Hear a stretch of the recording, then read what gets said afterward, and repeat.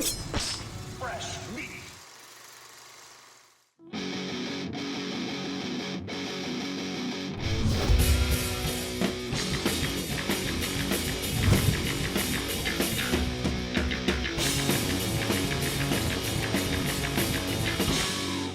When I was a kid, I was lucky enough to see Jurassic Park on the big screen at the Glenwood Theater back in '93. I grew up with a love and innate passion for film. The experience I had watching that majestic Brachiosaurus landing on both feet as the music peaked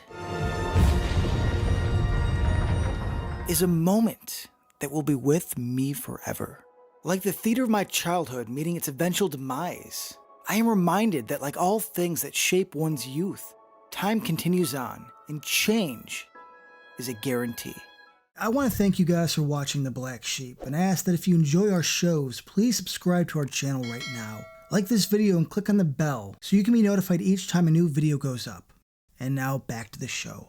Nearing the time of the original release, a quick-witted filmmaker snuck in first and gave us the damn fine midnight movie that is Carnosaur. Roger Corman, one of the B-movie kings, put out the ridiculous, over-the-top, hyper-violent dino pic to compete with Spielberg's Jurassic Park.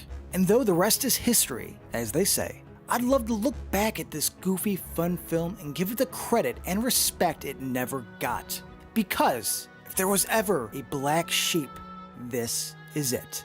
The thing that surprises me most is that we got exactly what we should have, and probably a bit more. Yet, with its online scores being brutally low, I can only wonder what people were actually expecting. Corman is famous for shoestring budgets and cheesy drive-in cinema, but the man is no hack.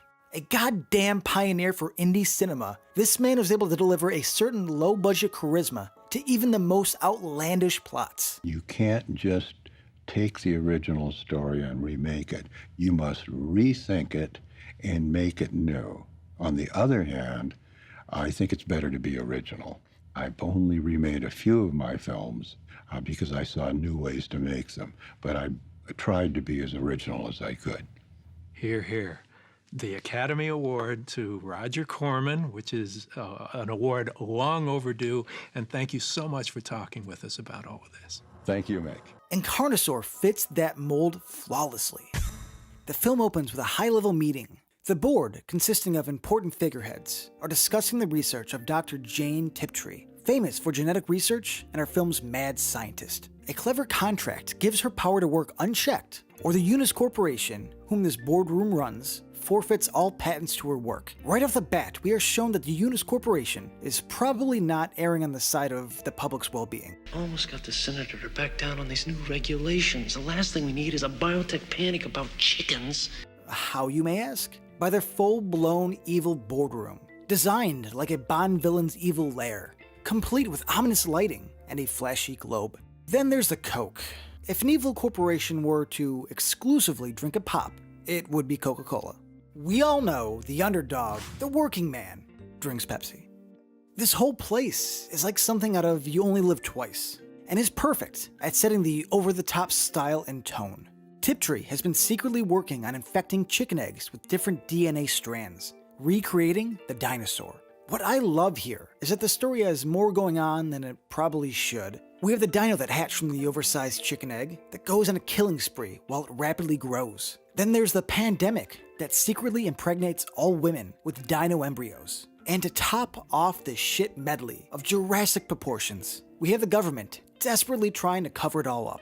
With all these different story threads going on, the main focus is on our protagonist, the night guard with a drinking problem, Doc Smith.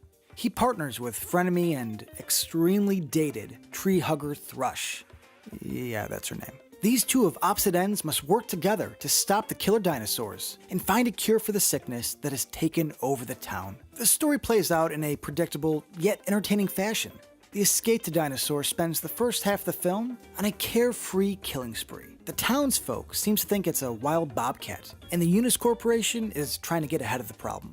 Carnosaur fits in more with the 80s slasher subgenre than anything Jurassic Park tried. Besides a few characters, you really are rooting for the dinosaurs. During a cool and hip joyride, yeah, This is what we did before the internet. The little monster ends up murdering the ever-living shit out of everyone. In a great scene set to that beautiful southwest sunset. Brutal and over the top, thank you. Now fully grown, the mutant dino heads over to the construction site that Doc watches over. The hippie commune has chained themselves to the equipment as a sign of protest over the destruction of their land. We're not moving, you understand? You go call the cops. Call the news. Let me pause. This film has some lighthearted jabs at hippies and vegans. Oh, and can I get anyone a tofu burger, vegetarian sprout wheatgrass sandwich? Maybe some herbal tea? I have no issues with both, as I do love Blind Melon. But it's a bit sad that my first thought during this rewatch was, I wonder if they'd pull this now, as it may be argued as insensitive to the vegan hippie culture. And then I gazed out my window and reminisced. This was considered PG. This was how childhood adventures ended. This was a graboid. And then I'm brought back to Carnosaur, while everyone gets exceptionally killed.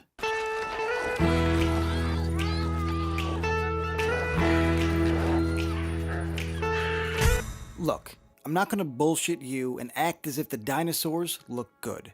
They don't. The gore helps, but the effects are pretty incompetent. John Buechler had 10 weeks to get the effects planned and ready to shoot. Carnosaur was a rushed production, which led to the dino puppets you see today. As a fan of Full Moon and Moonbeam, I'm pro puppet. And for me, I just assume Tiptree is going to repopulate the world with poorly designed dino animatronics.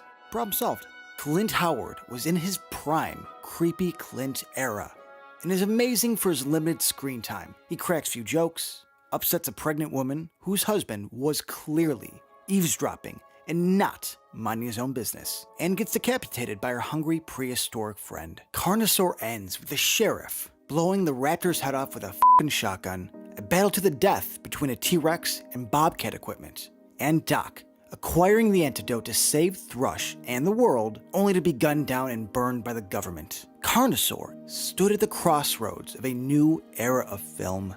CGI would become the go-to, and though practical effects would never fully die, Rick Baker closing up his shop was time moving on. Give Carnosaur as much shit as you like, but back then, you couldn't just render a monster. You had to build it, light it, and block it. The irony is not lost on me that Roger Corman adapted to this stoner comedy type of horror sci-fi that I loathe. And I can't blame him. I understand the need to keep up.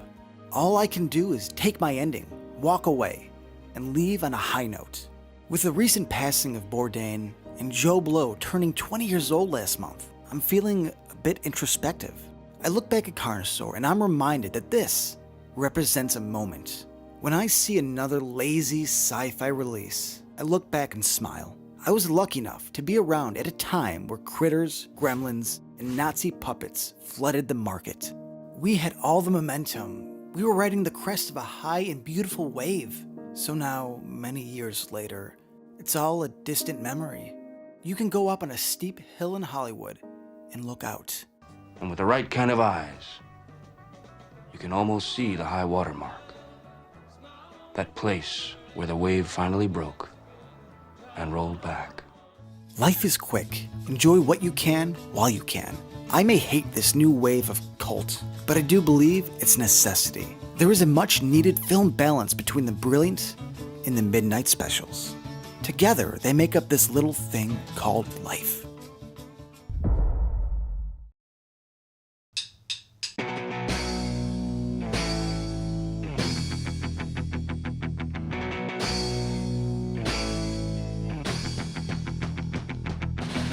Seems like the world is moving on.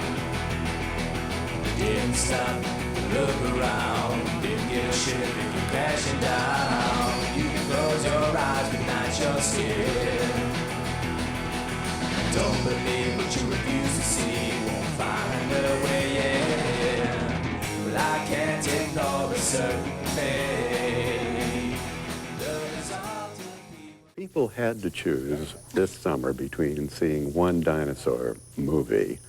Much as I'm proud of Carnosaur, I would probably recommend Jurassic Park, but I think we can agree that I would hope that people would see 2 dinosaur movies this summer. As a matter of fact, it would make a very interesting comparison.